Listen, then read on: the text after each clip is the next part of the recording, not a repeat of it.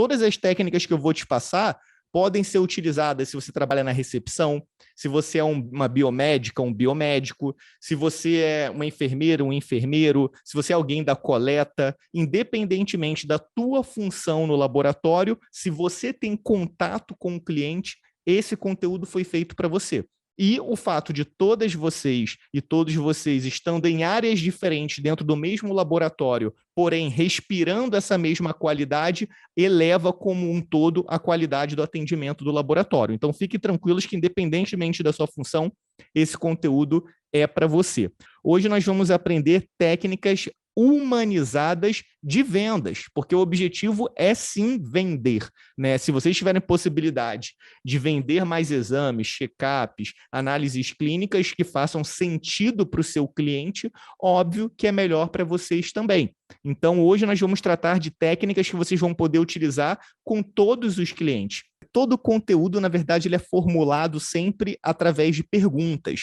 E eu trago já uma para você. Quais são as expectativas dos seus clientes? Já parou para pensar de uma forma geral? Saindo um pouco do básico, porque o básico eu já vou colocar aí para você, né? A primeira resposta que deve ter vindo na sua cabeça é: Bruno, isso é meio óbvio, né? O cliente ele quer ter resultados que sejam confiáveis. Ele quer poder chegar no meu laboratório, pedir algum exame, pedir algum check-up e ter a tranquilidade de que aquele resultado é verdadeiro, é confiável.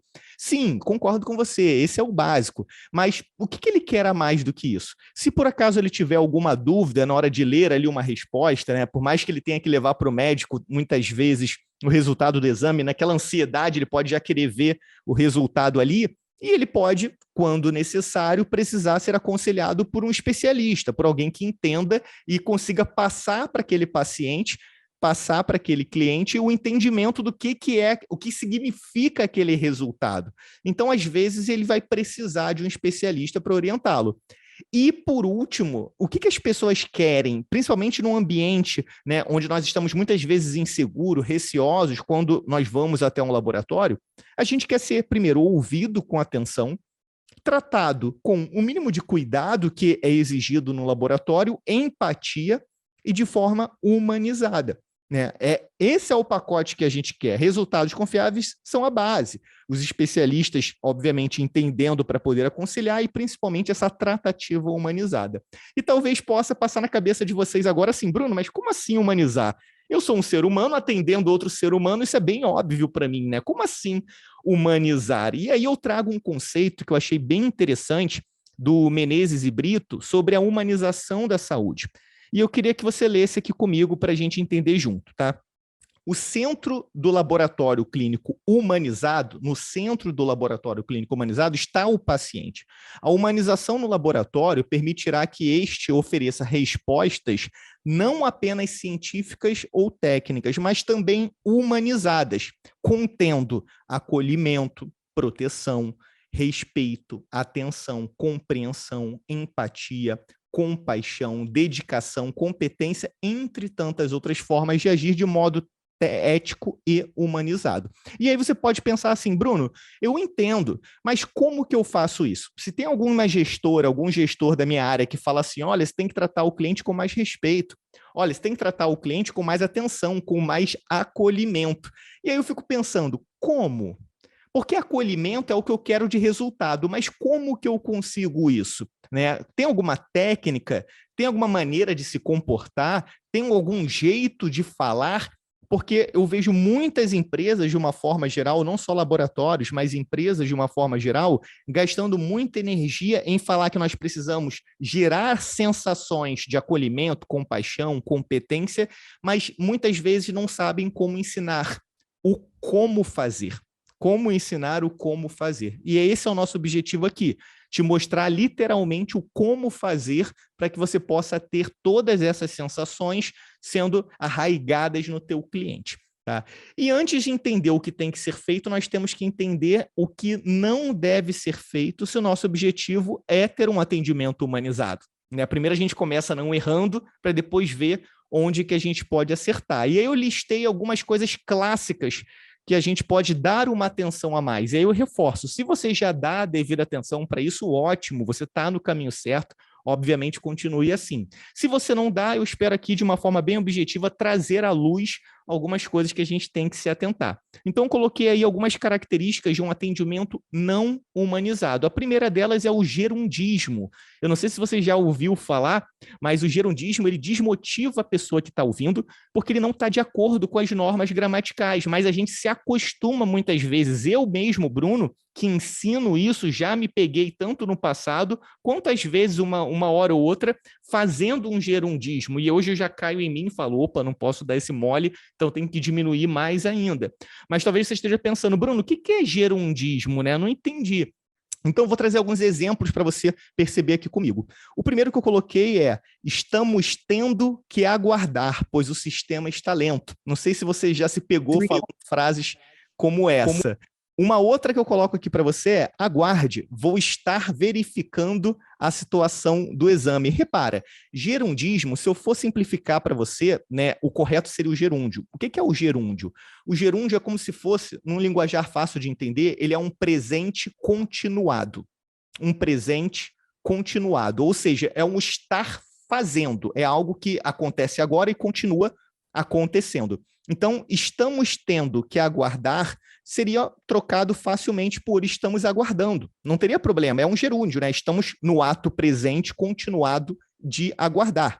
Aguarde, vou estar verificando, né? Não tem como no futuro você fazer algo continuado. Então, qual é a ideia? Ou eu vou verificar agora, ou eu irei verificar a sua situação. Aí eu botei mais um exemplo de gerundismo, né? Vamos estar encaminhando seus exames. Ou eu estou encaminhando agora, ou eu encaminharei num futuro próximo os seus exames. Da mesma forma, vou estar verificando o seu cadastro, estaremos enviando o e-mail. Nossa, essa eu já falei demais também na minha vida. Estaremos enviando, ou você está enviando literalmente agora, né? Está nesse ato continuado de estar preparando esse e-mail para envio, ou você irá enviar. Então, são frases que muitas vezes nós acabamos falando porque fica muito no automático e prejudica a qualidade do nosso atendimento, porque quando a gente quebra, né, uma norma do português e nós somos, obviamente, qualificados profissionalmente, mas transparecemos para o cliente que erramos numa norma de português, isso acaba desmerecendo um pouco a qualidade do nosso trabalho, acaba desmerecendo a percepção do cliente. Então, eu começo sempre falando do gerundismo, porque é uma coisa básica, mas que é importante que a gente se atente, porque já arranha um pouquinho da nossa qualidade de atendimento. Trazendo a atenção de vocês para um segundo item, eu coloquei aí vícios de linguagem, né? Vícios de linguagem, vocês já devem ter ouvido pessoas fazendo, talvez até vocês, são aquelas entonações ou algumas palavras que são vícios, literalmente, que as pessoas repetem o tempo inteiro, né? Vocês estão aí no sul do país, eu estou aqui no Rio de Janeiro, aqui é muito comum, eu vejo várias pessoas falando tipo, que até uma dessas que eu coloquei aí tá com fundo verde. Ah, aí eu fui lá e tipo, aconteceu isso e aquilo, tipo, você não está entendendo, e o tipo parece que é uma vírgula, parece que é uma exclamação, e a pessoa fica repetindo aquilo ali. Da mesma forma, tem outras, né? Aham, né? Então, a pessoa fala então o tempo inteiro. Então, então nesse caso, né? Vale a pena usar, em alguns casos, essas palavras. Eu não estou excluindo as palavras, a ideia não é essa. Vale a pena usar essas palavras, mas a gente tem que se atentar se elas estão sendo usadas em demasiado. Né? É normal você usar até de forma um pouco mais repetida uma palavra ou outra que você goste. Eu, por exemplo, sempre que eu quero fazer alguma exclamação em formato de palavra, eu falo excelente, maravilha. Quando eu vejo, eu estou mandando excelente, maravilha, como confirmação algumas vezes. Mas é uma coisa que tem mais a ver com a identidade. Você gosta mais daquele significado de palavra do que talvez do que outras. Mas, nesse caso, vícios de linguagem são palavras que estão sendo usadas o tempo inteiro em contexto onde ela não é necessária. Então, vale a pena a gente se atentar para que a gente tenha uma comunicação ainda mais fluida se a gente está repetindo muitos vícios de linguagem ou não. Uma terceira característica que a gente tem que evitar se a gente quiser ter um atendimento humanizado são termos técnicos que o cliente principalmente não entenda. Né? E aí eu até te pergunto, você já ficou sem entender nada quando você conversou com algum profissional de informática, algum advogado, algum bancário? Já reparou? Porque eles trabalham com termos técnicos tão constantemente que muitas vezes eles acabam virando para o cliente e falando determinados termos que o cliente não tem a mínima ideia do que significa. Então, nós podemos não perceber, mas nós, em laboratório, também falamos uma linguagem própria. Então, a gente só tem que tomar um cuidado para entender. Se nós estamos falando entre profissionais, maravilha, você vai falar um termo técnico, outra pessoa vai entender e está tudo certo. Mas se você estiver falando com um cliente, e eu percebo isso quando eu faço check-ups, eu mesmo, quando me coloco como cliente, quando vou fazer exames, eu percebo isso, que muitas vezes me é falado frases, palavras que são termos técnicos que eu não entendo, mas eu já estou vacinado, eu trabalho com treinamento, não tenho vergonha nenhuma de perguntar o que significa e a pessoa me responde. Mas a maioria dos clientes fica um pouco inseguros nesse relacionamento, então muitas vezes eles fingem entender o que não entenderam, e isso pode ser até prejudicial para os resultados que ele vai ter que alcançar com os exames que ele vai fazer. Então é só a gente ficar atento realmente aos termos técnicos que não tem problema de serem falados. A questão é, se for falar algum termo técnico, logo na sequência, explique o que é.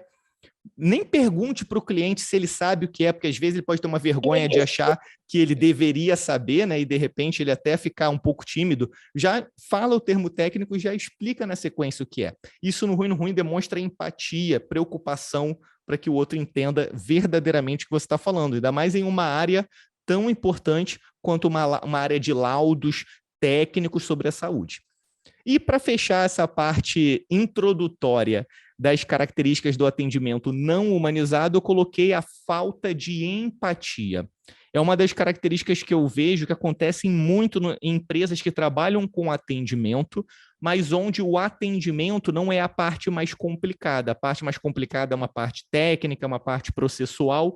Então, o atendimento ele fica em segundo plano e, às vezes, no automático. E aí, qual é o perigo? O perigo é que a gente pode cair nessa falta de empatia. Então, para que a gente possa entender um pouco o que o cliente espera da gente, eu coloquei nesse quadro os 4 níveis de atendimento. É óbvio que você já deve ter percebido que existe um caminho a se seguir, né? Ninguém quer ser atendido por alguém que é antipático. O que seria uma pessoa antipática, né? Eu coloquei até esse resumo para você. A antipatia ela é uma aversão que pode ser voluntária ou involuntária, e às vezes pode existir sem que haja uma explicação racional. É aquela pessoa que tem um famoso ranço, sabe? Alguém chega na tua frente e você fala, cara, não sei porquê, mas não fui com a cara daquela cliente. Não sei porquê, mas não gostei daquela pessoa. Às vezes é voluntário, às vezes é involuntário, mas ninguém gosta de ser atendido por uma pessoa antipática. Na verdade, a pessoa antipática acaba atraindo de nós, como clientes, também antipatia, e a gente entra nesse ciclo que não é proveitoso para ninguém. Se você se imaginar como cliente, né, independentemente da sua função no laboratório, se você se imaginar como cliente, em qualquer lugar que você vai ser recebido, num restaurante, numa farmácia, quando você vai ao médico, quando você vai numa loja comprar alguma coisa, você sabe quando estão te tratando de uma forma antipática e você sabe muito bem que isso reduz drasticamente a qualidade daquela experiência. Então, esse seria o atendimento antipático. O segundo nível, né, de baixo para cima, que também ainda não é ideal, é o atendimento apático, que é o que eu percebo como especialista que acontece na grande maioria das empresas e nos laboratórios também. Talvez não aconteça com vocês, porque, pelo que eu entendo, o laboratório grande já é muito focado em realmente entregar uma ótima experiência para o cliente, tanto que a gente está aqui para subir mais degraus. Mas talvez no concorrente ou nos concorrentes de vocês percebam muitos atendimentos apáticos. E o que é o atendimento apático, né? Para entender isso, a gente tem que entender sobre a apatia.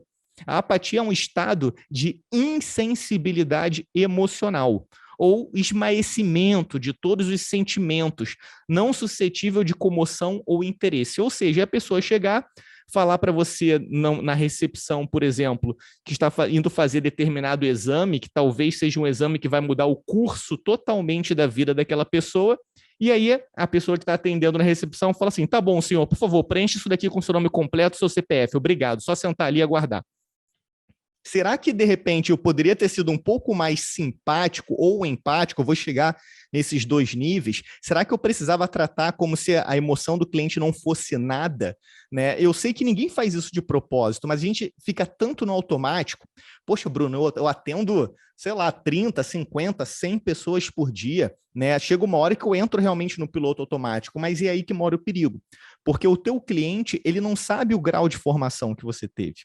O teu cliente, ele não sabe o tempo que você tem de casa. Ele não sabe quão fera você é no seu trabalho. O que ele sabe é relacionamento com pessoas. Por quê? Porque ele é um ser humano e a vida inteira ele se relacionou com pessoas.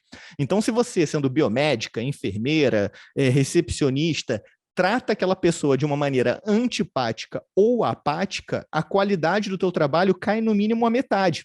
Ele já não vai te ver como profissional, mesmo que você tenha formações e graduações e pós-graduações e mestrado e doutorado, ele não vai entender dessa forma. Ele só consegue analisar a qualidade do teu trabalho pelo relacionamento. Então, é muito perigoso a gente orbitar, na grande maioria dos nossos atendimentos, nesses estados de antipatia ou de apatia. Logo, tem os estados que são melhores, que é o estado da simpatia e da empatia. Quando que devo usar um? Quando que devo usar o outro? Vamos começar primeiro pela simpatia. A simpatia ela é uma impressão agradável, uma pessoa que está realmente com uma disposição favorável em relação a alguém. É alguém que sorri e dá bom dia para um cliente quando entra, é alguém que, ao ouvir alguma frase do cliente que gere algum bate-papo mais alegre, essa pessoa embarca um pouco nesse bate-papo. Então, a simpatia é um estado agradável, é um relacionamento agradável. Mas a gente sabe que, em muitos casos, tem clientes que vão até vocês que não estão sorridentes, pelo contrário, estão temerosos, às vezes até enraivecidos, e talvez eles precisem mais de empatia do que de simpatia nessa hora. Já pensou? Alguém vai e te conta uma história triste, que é o motivo pelo qual ele está buscando determinado exame, e você fica sorrindo para aquela pessoa? Isso não ia cair bem. Então, nesses casos, a empatia seria uma melhor aliada sua. Então, o que é a empatia? É a capacidade de se colocar no lugar do outro, na forma como aquela outra pessoa pensa, sente e deseja. É você realmente tentar se aproximar da maneira que aquela pessoa está vendo o problema. Porque, às vezes, você pode ver o problema de uma forma mais simples. Ah, deu esse resultadozinho aí no seu exame, não tem problema nenhum, isso daí você trata rapidinho. Só que para aquela pessoa pode ser o primeiro tratamento que ela vai ter que passar, pode ser os primeiros remédios que ela vai ter que tomar em determinada circunstância, e para elas aquilo ali já é uma coisa muito fora do comum. E às vezes exige de nós que a empatia venha à tona, que é justamente entender que para aquela pessoa leiga, para aquela pessoa que nunca esteve naquele cenário, isso é realmente algo que preocupa. E tratar aquela pessoa como se aquela frustração dela realmente fizesse sentido, porque você está se colocando no lugar daquela pessoa com a bagagem daquela pessoa. E para realizar esse atendimento da forma mais humanizada possível, a gente tem que ser mais o quê? Ter mais escuta ativa, ter uma comunicação mais eficiente, não só racional, mas também emocionalmente. Temos que promover mais acolhimento e mais empatia no nosso atendimento. E como que isso acontece? Eu costumo dizer que são uma soma de 3 fatores. O primeiro deles são procedimentos operacionais que vocês dominam e eu não quero nem tentar ensinar isso para vocês porque eu não tenho a mínima qualidade para fazer isso. São justamente as formações de vocês, os procedimentos que vocês executam no dia a dia. Óbvio que quem trabalha na recepção é dominar uma planilha de agendamentos, é dominar procedimentos de recepção. Quem trabalha, obviamente, na enfermagem são outros procedimentos, quem é biomédico são outros procedimentos, mas você primeiro dominar os procedimentos operacionais da sua área de atuação. Segundo, é ter os conhecimentos técnicos exigidos para que você possa fazer a parte técnica do atendimento ao cliente. E o terceiro é a comunicação empática. Quando você consegue unificar esses 3 lados, como consequência, você ganha um atendimento humanizado sendo feito para o cliente. O meu objetivo aqui, para te ajudar a ter o atendimento humanizado, está com base na comunicação. Então, a gente vai ver passos, etapas da jornada de atendimento ao cliente que vão ajudar a alavancar cada vez mais uma comunicação mais empática, mais saudável, para que a percepção do cliente se aproxime cada vez mais do atendimento humanizado. Mas eu entendo que a base vocês já têm. Qual é a base, Bruno? Eu domino os procedimentos operacionais do meu dia a dia e eu domino os conhecimentos técnicos das minhas formações, do que eu preciso fazer em relação ao atendimento ao cliente. E agora, com esse conteúdo, eu vou ajudar a azeitar um pouco mais a sua comunicação empática. É que a sua imagem pessoal também gera credibilidade para o teu laboratório. A sua primeira impressão conta tanto quanto a sua formação ou experiência profissional. É isso que eu estou querendo que você entenda como mensagem agora. Se você não está numa postura interessante na recepção, ou você não atende a pessoa de uma maneira humanizada, não é só a sua credibilidade que é abalada, é principalmente do laboratório. Até porque o paciente ele não pensa assim, vou relevar que aquela biomédica deve ser uma querida, mas hoje ela estava um pouco de mau humor. O cliente não pensa assim. O cliente pensa, nossa, nunca mais volto nesse laboratório, foi atendida como se eu estivesse no açougue.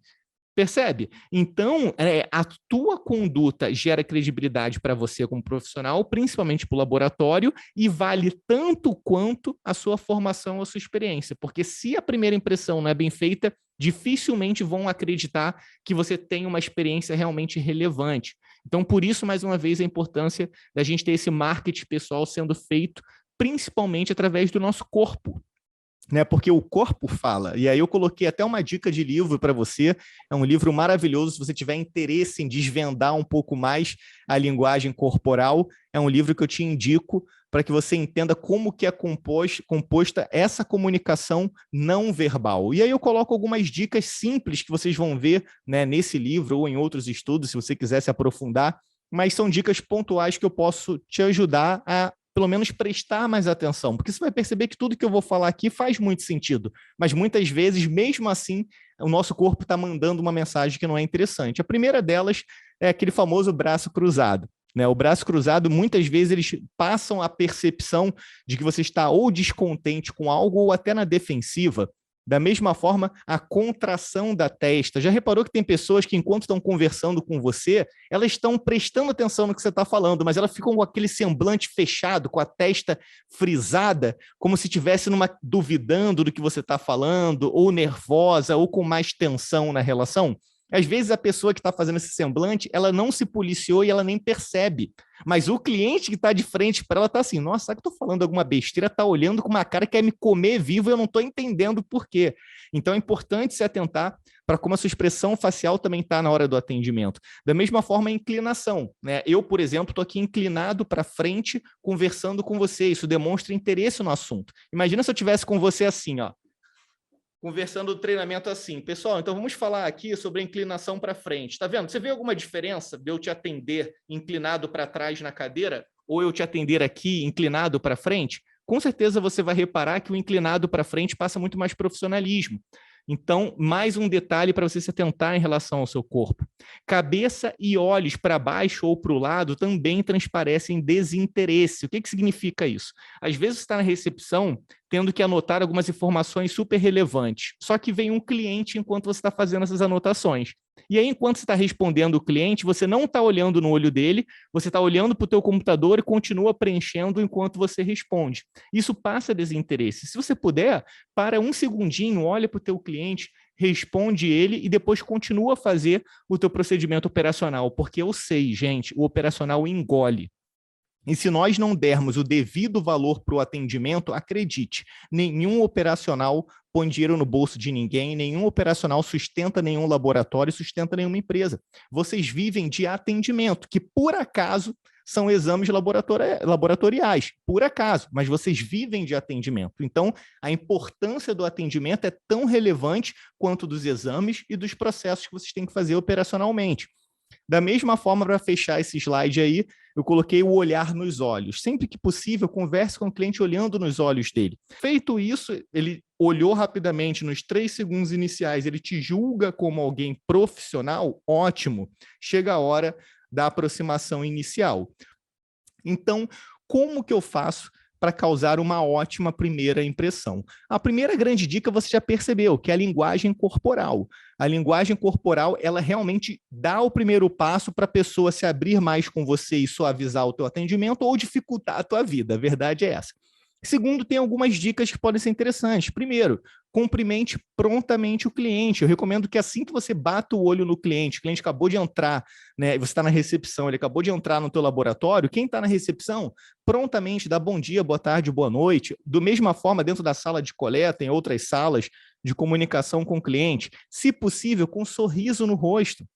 Né, profissionais que trabalham com atendimento ao cliente, mesmo que estejam usando máscara, quando você sorri, as pessoas percebem nos seus olhos. Para que eu vou começar um atendimento de uma maneira mais fria, que pode criar até um ruído com o cliente, se eu posso só apenas sorrindo, melhorar muito mais esse ambiente e esse relacionamento com o cliente. Até porque o sorriso ele é interessante, né? Vocês que trabalham também com a área da saúde sabem, né? Existem vários músculos, se não me engano, em torno de 40 músculos ao redor da nossa boca. Quando a gente sorri, né, o quanto que isso manda de energia através de sinapses para o cérebro, de hormônios para o corpo, isso é maravilhoso. Então, se tem um mecanismo que eu posso fazer físico, que é o sorriso, que além de me aproximar do cliente, ele ainda me traz mais disposição, mais energia para tocar o meu dia de trabalho, por que não fazer? Uma outra característica importante dessa primeira etapa é sempre que possível, chame o cliente pelo nome. Né? Quando for necessário, use também pronomes de tratamento, alguém de mais idade, senhor, senhora, por exemplo. Se atente ao tom de voz e à velocidade da sua fala. Isso é muito comum de ouvir problemas entre clientes e, principalmente na recepção, por conta do tom de voz e da velocidade da fala. Né? Se eu estou conversando com um cliente que fala num tom mais alto, eu tento naturalmente subir um pouco o meu tom para me aproximar do tom de voz desse cliente. Se eu converso com um cliente que tem uma velocidade da fala mais lenta, eu também diminuo um pouco a velocidade da minha fala para me aproximar desse cliente. E por último, sempre que possível, faça um bate-papo criativo. O que é o bate-papo criativo? É você embarcar no que de assunto positivo possa ter ocorrido durante o atendimento. Então, algum cliente comentou que o dia está lindo, poxa, embarca um pouquinho, não vai tomar nada de você, 2, 3 segundos para embarcar nisso. Se ele falar que está feliz porque ele voltou a poder fazer check-ups depois de um tempo sem plano de saúde, poxa, embarca um pouquinho nesse bate-papo com ele. Óbvio que bate-papos a gente tem que evitar alguns temas. Por exemplo, política. Política criou rachaduras até dentro da própria família. Eu não vou ficar entrando em política com o cliente.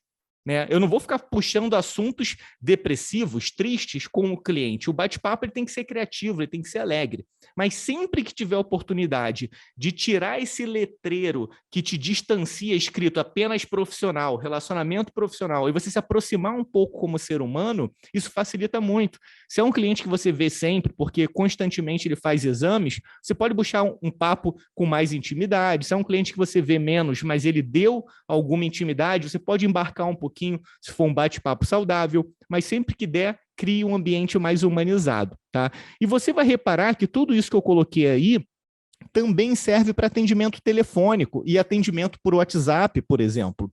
Né? Já reparou que se você fala no telefone encostado na cadeira, com o corpo inclinado para frente ou em pé, o som da sua voz sai de maneira diferente?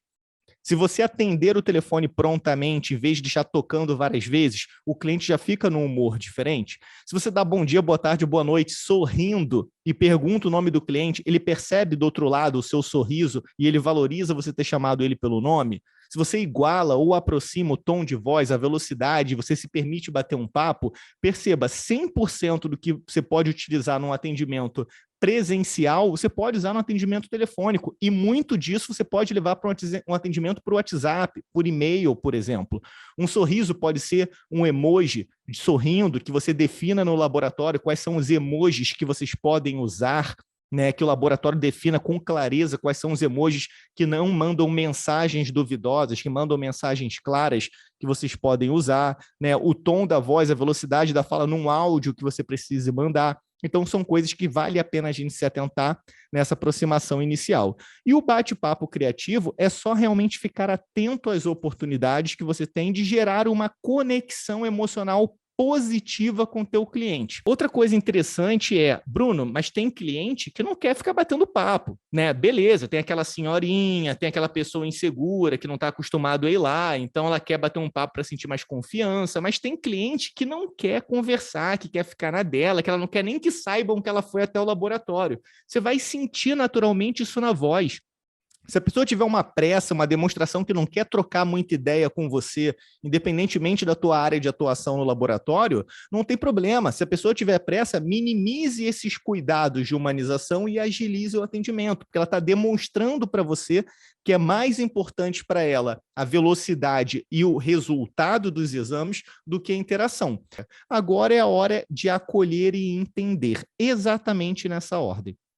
Antes de atender o cliente, é preciso acolher. E o que é acolher? Né? Eu coloquei aqui até uma explicação para a gente poder começar a caminhar junto nesse entendimento. Acolher é oferecer refúgio, proteção, conforto físico, conforto mental, abrigar, amparar e dar hospitalidade. Repara, em nenhum momento está escrito aqui identificar qual é o exame que o cliente precisa fazer, agendar na data correta retorno para pegar algum resultado. Então, essa etapa ainda não é a etapa de falarmos sobre os serviços que vocês fazem. Ainda não é essa etapa. É a etapa de acolher primeiramente o cliente, dar a sensação de proteção, de refúgio, de amparo para esse cliente, para depois, então, oferecer ou encaminhar os serviços que ele precisa fazer. Mas o acolhimento ele vem antes. Para entender o cliente, antes eu preciso acolhê-lo. E como que eu faço isso, Bruno? Primeiro, você começa fazendo perguntas. E aí eu já te trago aqui um certo caminho. Boas perguntas fornecem informações valiosíssimas para acolher e entender as necessidades do cliente.